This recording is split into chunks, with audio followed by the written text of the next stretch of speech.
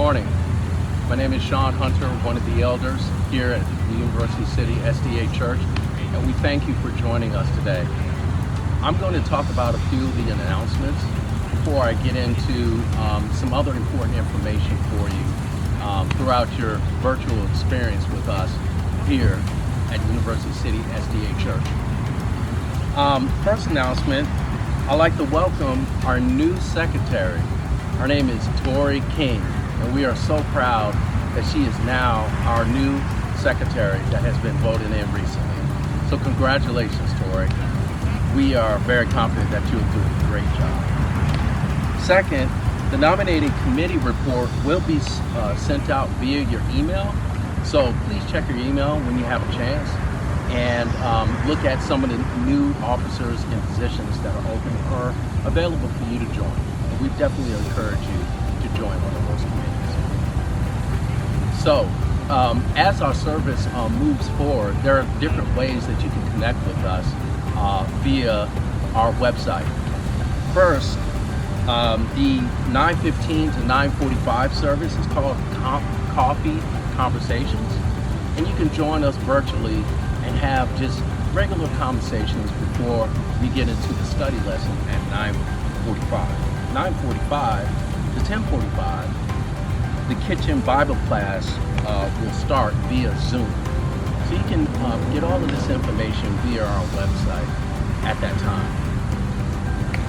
Of course, we have the 11 a.m. service, which you're viewing with us right now. We thank you again. And that's via YouTube.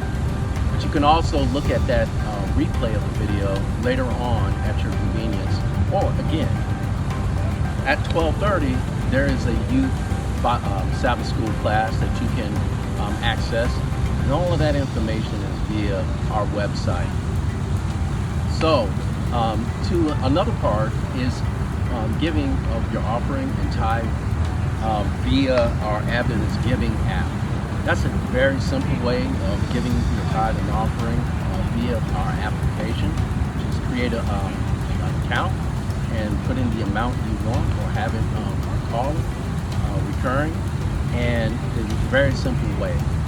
But if you do have to come by the church and drop off your tithe in the tithe envelope, we definitely can work that through to get that money where it needs to be appropriately applied and used for God's further intervention.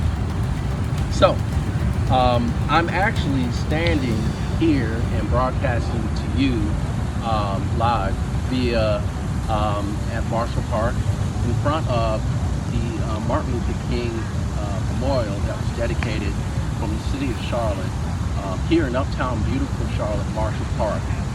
As you can see, it's a beautiful day now, and if you have a chance, if you haven't visited many beautiful parks here in Charlotte, North Carolina, I definitely encourage you to do so and go to a park that you've never been to before. As you can see, there's a beautiful water fountain here. There's plenty of places to walk, and your dog, or have your family or a stroller, and really enjoy what Marshall Park has to give offer you, and it's all free. So, with that, I would like to say a prayer before we get into our service, children's story, as well as our service today. Bow our heads. Dear Heavenly Father, thank you for this blessed day. Thank you for blessing us with life, keeping us safe in these troubled times with COVID, as well as other stresses that people have to deal with. I also want to call upon you to bring upon us the same spirit Brother Dr. Martin Luther King had, who dared to make the American dream freedom for all Americans a reality. Let's have that same, we ask you that we have that same spirit endowed upon us as we move forward to balance equality and get rid of inequalities and injustices that happen in our beautiful country of America. We thank you in our Heavenly Father's name, in Jesus' name, amen.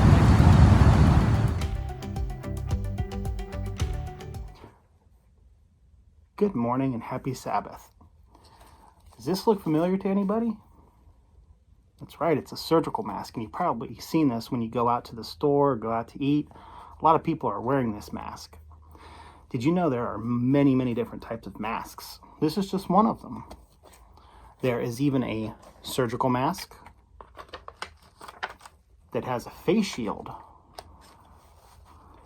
This face shield helps protect your eyes. It's kind of a funny one.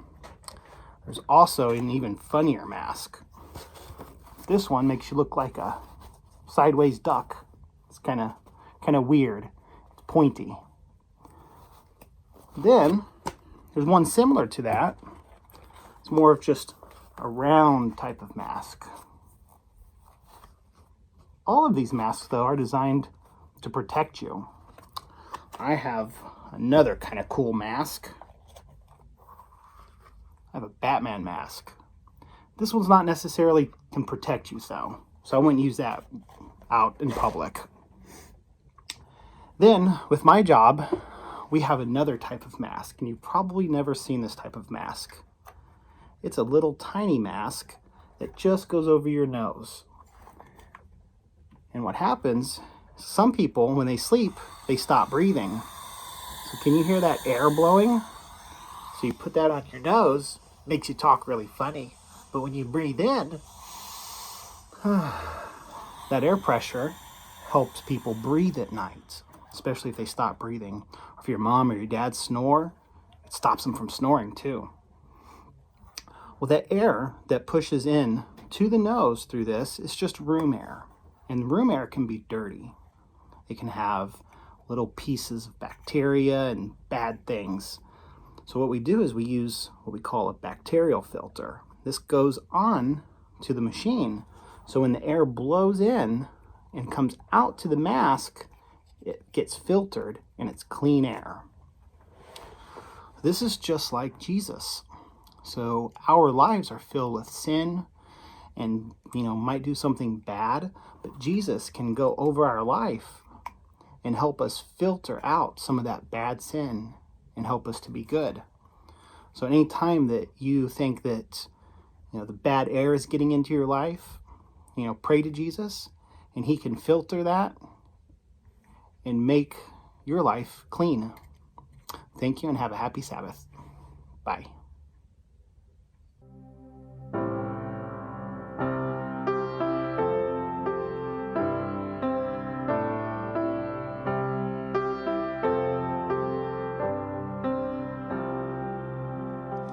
Was my cross you bore, so I could live in the freedom you died for.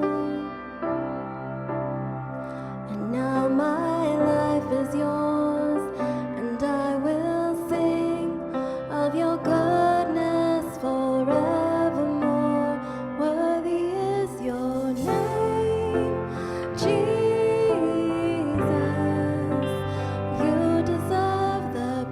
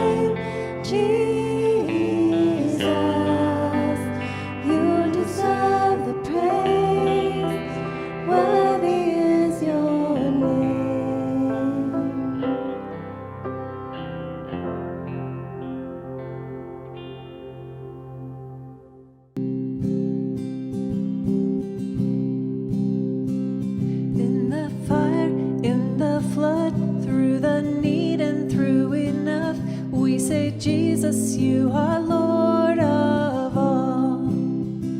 In the light, in the dark, with our lips and with our heart, we say, Jesus, you are Lord of all.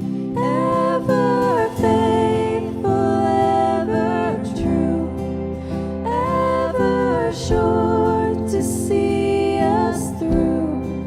We surrender all to you. We say, Jesus, you are Lord of all.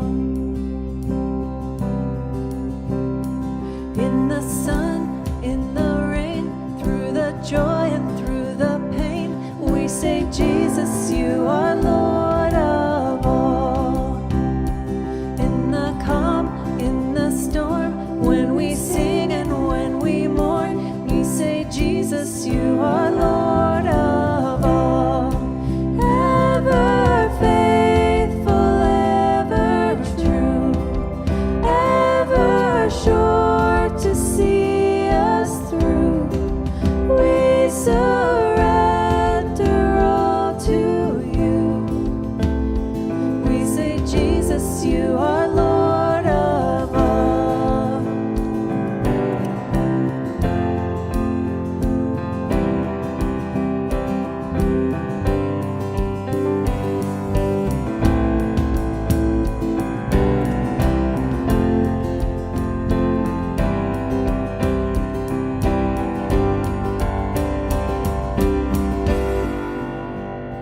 In our doubt and belief, when we cannot hear or see, we say, Jesus, you are Lord of all. And in life until death, may we use our every breath, saying, Jesus, you are Lord of all.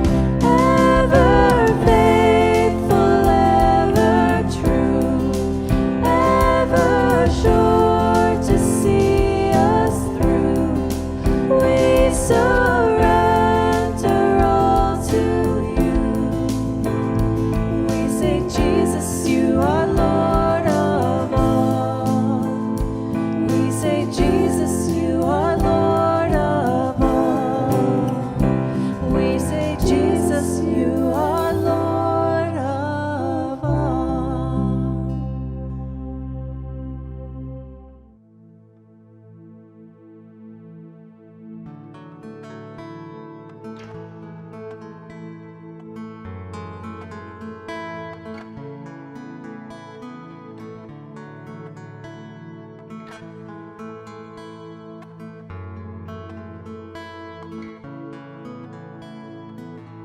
Waking up knowing there's a reason. All my dreams come alive. Life is for living with you. I made my decision. You lift me up, fill my eyes with wonder. Forever young in your love, this freedom's untainted with you. No moment is wasted. See the sun now bursting through the clouds. It's black and white, turn the color all around. All is new in the Savior I am found. This is living now. Ooh. This is living now.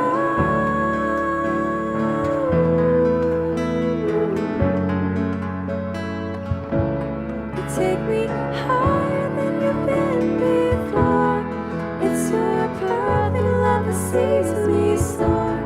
God, your freedom is an open door. You are everything I want and more.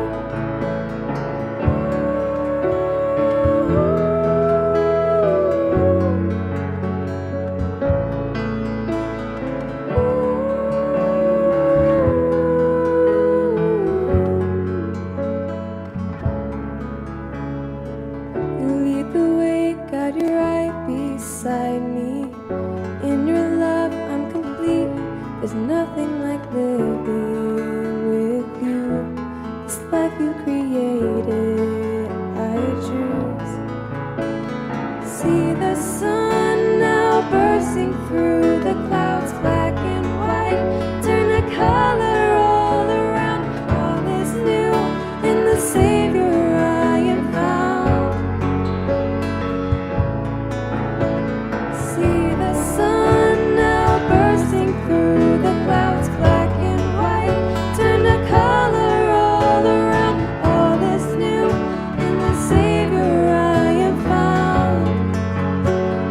This is living now. Ooh. Yeah, this is living now. Ooh.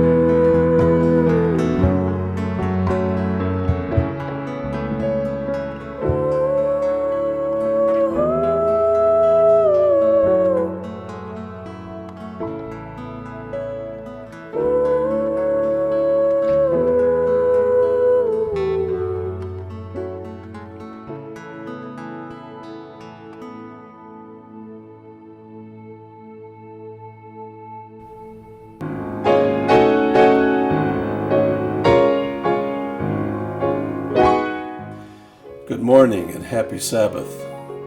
Once again, we meet under these unusual circumstances.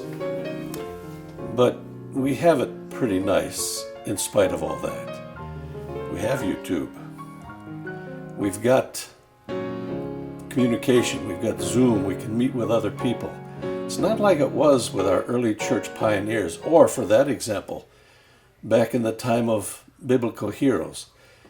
Talking about that, I love to hear the stories and read the stories of great biblical heroes.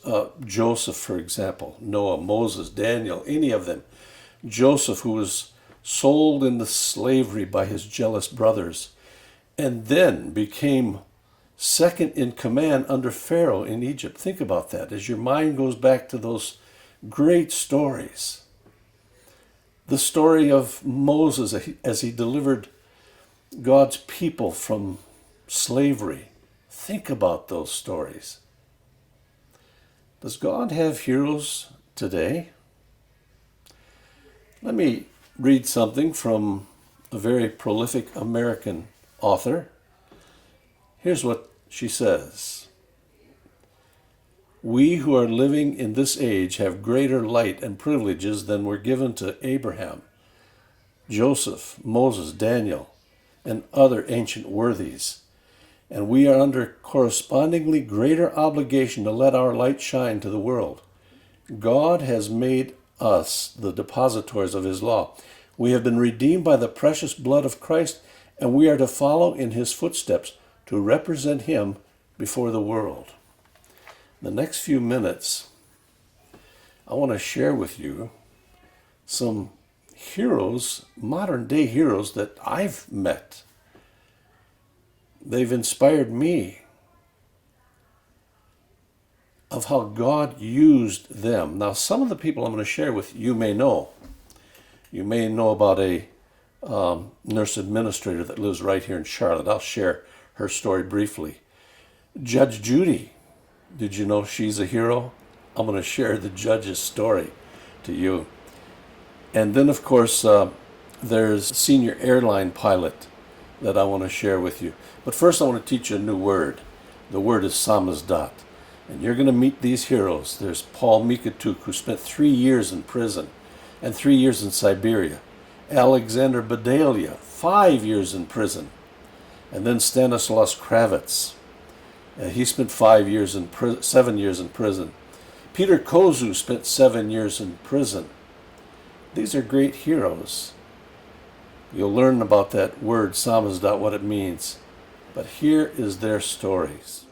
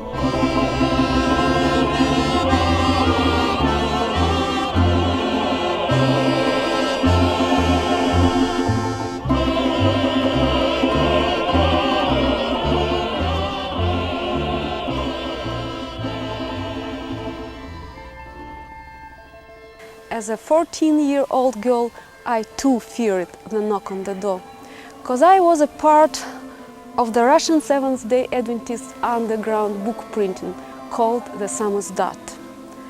Today, as I stand here in this little Russian village, I think back on those days when publishing Christian books was forbidden.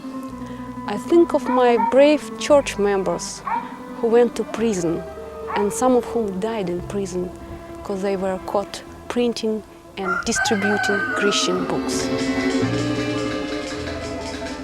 I want Svetlana to share Alexander's story with you. We just left our home, and I looked into the mirror in my car, and I saw a car behind us. They told me nothing about driving too fast. They just approached my car and began to look for books, and of course they found books. They already had a document, permission to search everything in my house, and they found those books we printed, typewriters, and they took me from my home for 5 years. It was back in 1981 when they arrested this 44-year-old father of two for distributing Christian books. At the time, Alexander's baby was so young it was still unnamed. It would be years before he would be released from prison. This is a KGB photo taken at his trial. Think of it. This man spent years away from his family, locked up in prison, just for making Christian books. In addition, there are the stories of Paul Mikatuk. He spent 6 years in prison for printing Christian books. And Peter Kozu, a carpenter who spent 3 years for being a conscientious objector and then 4 more years for helping produce and distribute Christian books. Then there's the story of Pastor Stanislav Kravitz. He spent 6 years in prison for doing missionary work. Pastor Kravitz refers to prison as a school in which they were able to teach others the joy of being a Christian. He told the judge at his sentencing, "You may imprison the man, but I am free in Jesus Christ." And while in prison, Pastor Kravitz saw an angel who spoke to him and said, "Don't be afraid. The end will be good for you." Well, today Pastor Kravitz continues his prison ministry, but he does so as a free man, offering the freedom of that gospel for his fellow man. These are just a very few of the stories of these brave and dedicated people. Thankfully, today, the citizens of Russia are now free to read and distribute as much Christian literature as they wish. This then brings us back to Svetlana as she tells you about publishing in Russia today. Today, everything has changed. I am a Seventh-day Adventist pastor's wife who works as an on-air television interviewer. Besides me is a brand new high-speed printing press, which is able to produce 10,000 times 10,000 as many books as we did with typewriters and hand tools. God has been good to us here in Russia, especially through our friends and prayer partners around the world who helped us to buy our new printing press.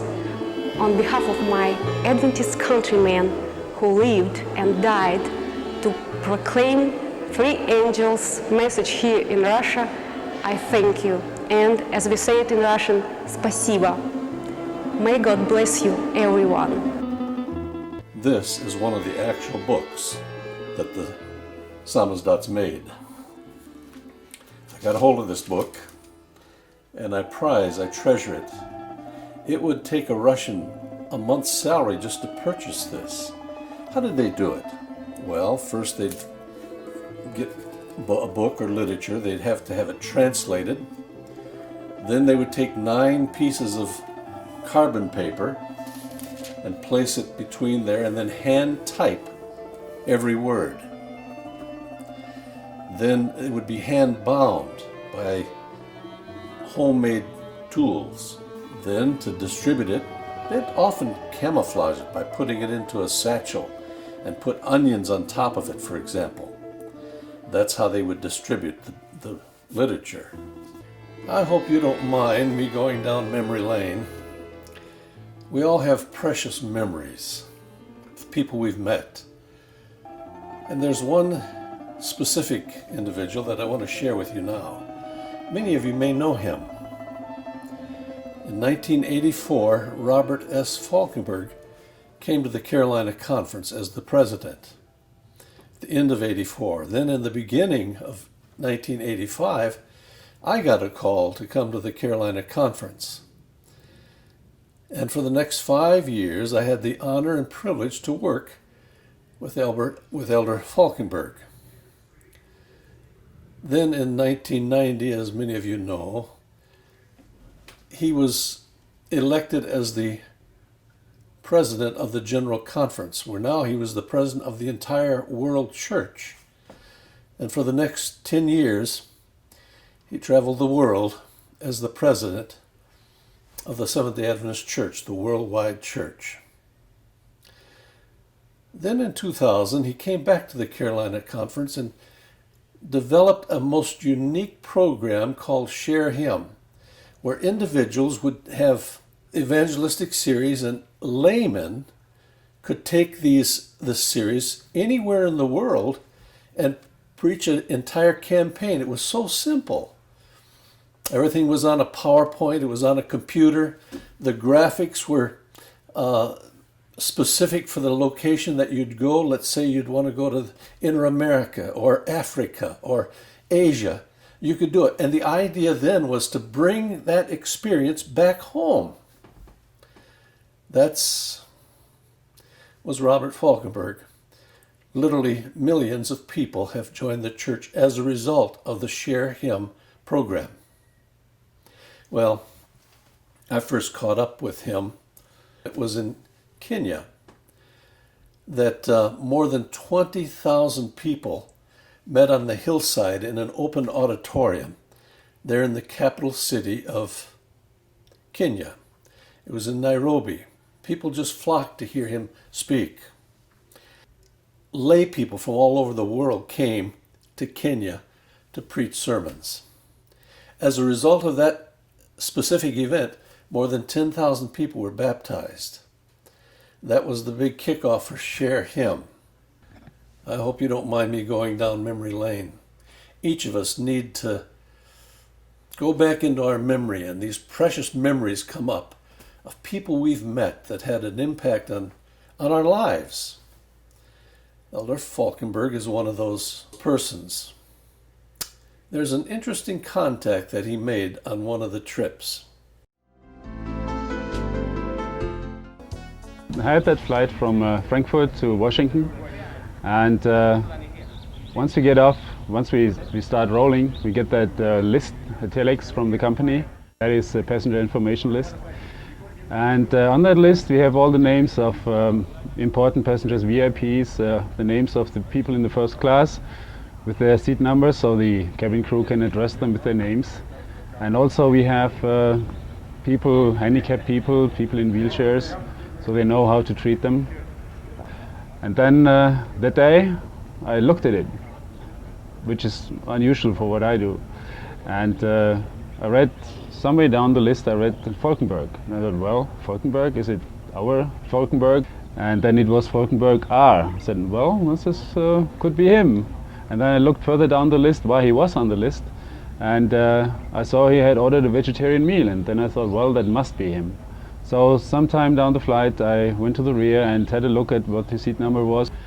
There was about 5 or 6 rows of seats abreast, and I was sitting right on the aisle. The bathrooms were right behind me. So I took my book that I was reading and laid it on the table and was looking down, reading through my book, feeling uncomfortable, squashed in, and the hours went by very slowly. And I looked up, and I was rather startled. I looked into the face of obviously the captain. He had the 4 stripes on his shoulders. I'm remembering a sermon which you held in Stuttgart several years ago. And he looked up at me and, oh, nice. Now, the man that was speaking to me that had introduced himself was Ulrich Nies, a senior captain for Lufthansa Airlines, dedicated Seventh-day Adventist. Well, we talked a little and I invited him up to the cockpit. And then he told me the story about all these campaigns going on in Africa and where he came from. Just a few weeks later, I received an email from his pastor, Pastor Hubert Kaczmierczak, from Aschaffenburg in the outskirts of Frankfurt.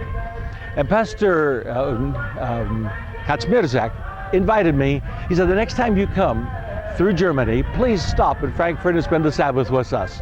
So I scheduled it before too long, and on another trip, I arranged to be there over Sabbath. And that Sabbath, we worshiped together all day long. And we spent a major part of the day talking about global evangelism, and I invited the pastor and many of the members of the church to come with us, join me, and going to preach one of the campaigns themselves. It was pretty exciting to see what happened as Pastor Kaczmierczak and Captain Ulrich Nies accepted, along with Dr. Johnson and some others, including a young lady from Germany who is a student at Bogenhofen in Austria. These people have come here to Kenya, and they've preached their hearts out, all in the area of Nakuru, in the Lake Nakuru area. And the Lord has blessed them richly, but it all became because of that encounter, not a chance encounter, but that encounter over the Atlantic where the Lord led Brother Nies and me together and touched his heart. And as a result of that, there are going to be lots of new neighbors in the kingdom. One of the champions of Share Him is an administrator nurse living right here in Charlotte. One of the elders at the Sharon Church. This young lady is quite a champion and quite a trooper, I might add, too. She's been on several international events. I caught up with her in a humble village where 50% of the children were orphaned because of AIDS. There she was, preaching all alone out at that village. From there, she brought that experience back home to her church at Sharon. She held several evangelistic campaigns in her church. That is a true champion, I would say. Another champion of Share Him was Judge Judy. Judith Hawkins, actually. She sits on the court in Florida. Here is an individual who could do anything she wanted when she's off the bench. She could go golfing, do anything, but here what she does, her passion is evangelism. She's been to Mongolia. She's been to Asia, the Philippines. I caught up with her on Lake Victoria in a little village called Homa Bay where she had 1,000 people at her site. There she was preaching her heart out. Here's something very interesting about Judge Judy. She got that position because she was a literature evangelist, earning her way through college, selling Christian books. She wasn't afraid to knock on doors. It was that experience when everybody else, all these other people running for judgeship, were afraid to knock on doors, but not Judge Judy.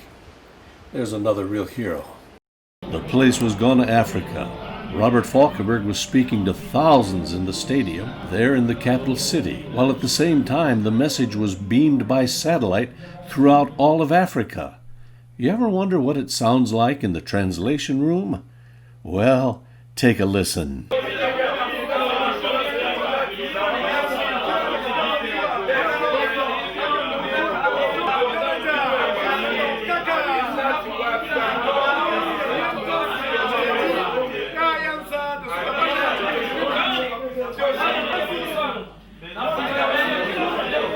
We could smile at that. I hope you enjoyed that. That's what it must have sounded like at the Tower of Babel. All that babbling going on. By the way, that was a very successful evangelistic event that took place. Elder Falkenberg was beaming his message throughout all of Africa. Several individuals from Carolina joined in over there in West Africa. Thousands upon thousands were baptized as a result of that event. And then those Carolina folks and others brought the message back home and held events in their own churches. And finally, there's one other memory I want to share with you. The year was 2001. And our country was about to go through a tragic event. That year was also the 100th year of the Southern Union, and a large celebration was being planned. It was to take place in Atlanta, Georgia. Everything was ready. I was commissioned to produce a video of the 100 years. The event would be taking place then. Tragically, those planes flew into the towers in New York. The whole country was scared to death. What are we to do? And what would we do with this event taking place just that next weekend? It was determined we'd go ahead with the event. Mark Finley was the guest speaker. He couldn't fly to the event because everything had shut down. He was in Colorado. He got in a car, somebody drove him to Atlanta, and as he was driving, he prepared his remarks to tie in with this terrible event. It was timely. It was important that we continued with this 100-year celebration at that time. And so I want to close with this music video that we made at that time. And in that video, you're going to see quite a bit of history. I took Marshall Kelly over to Oakwood College. That's where we produced it. And a lot of the history took place there. And you're going to see some of the presidents of the Southern Union and different events took place over the years here in the Southern Union. Here is this final memory.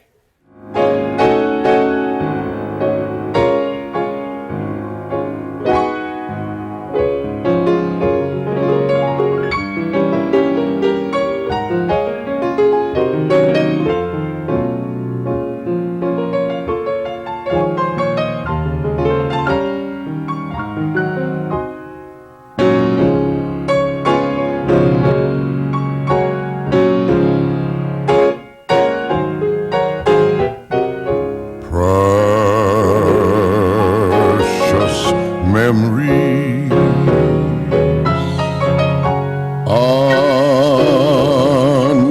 unseen angels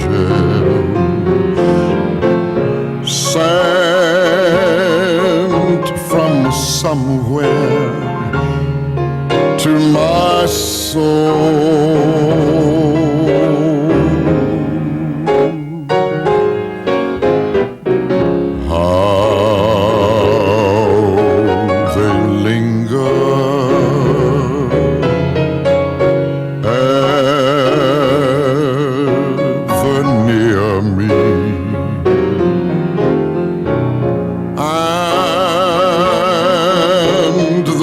Sacred past unfold.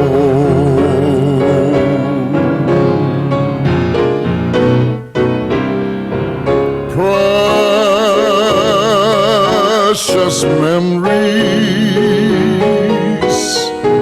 how they linger,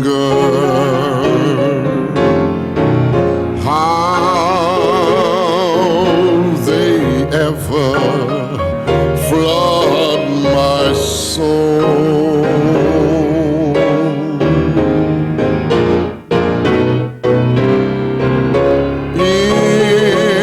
In the stillness of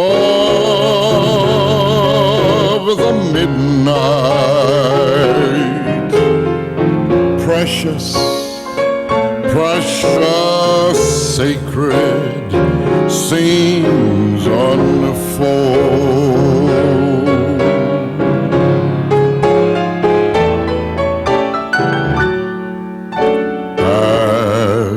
As I travel on life's pathway, I know what the years may hold,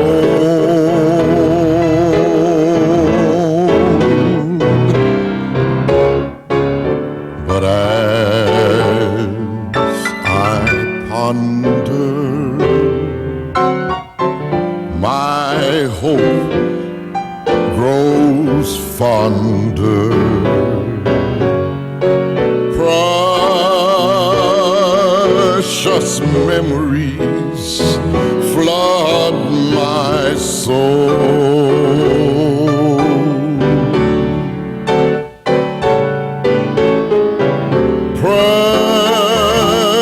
Precious memories, oh how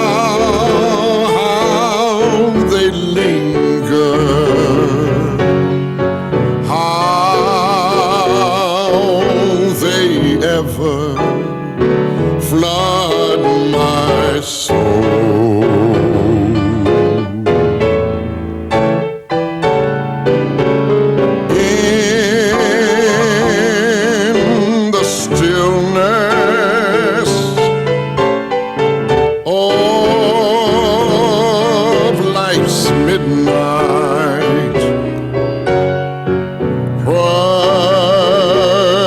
Precious, sacred, precious, precious, sacred, sings